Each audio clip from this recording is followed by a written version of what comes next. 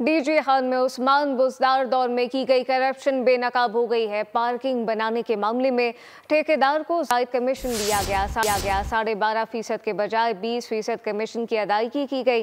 बदइनवानी में मुलव्विस अफसरान की 3 साल तक इंक्वायरी रिपोर्ट पेश न की गई, जबकि बदइनवानी साबित होने पर सरकारी अफसरान ने इंक्वायरी रिपोर्ट दबा ली। तफसीलात क्या हैं, अफजाल अब्बासी से जानते हैं। जी अफजाल।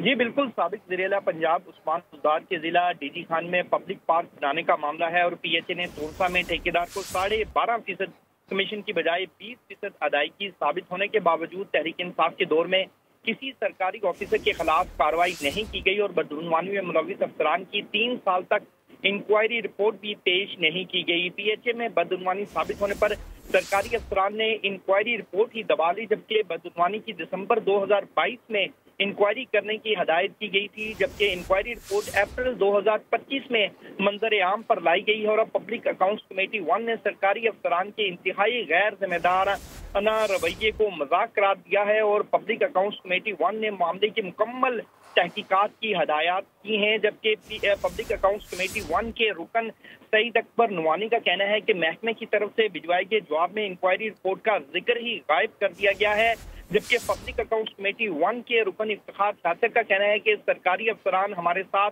मजाक कर रहे हैं, जबकि सरकारी अफसरान ये बात सुन लें कि हमारे पास तनख्वाह रोकने का भी हुक्म है और डीजी पीएचए कमेटी में ही नहीं आए। जवाब किससे लें, ये कहना था जावर जमान का, जो रुकन है पब्लिक अकाउंट्स कमेटी 1 के। जी अफजाल अब्बासी, बहुत शुक्रिया। सब्सक्राइब करें और बेल दबाएं ताकि कोई खबर रह न जाए।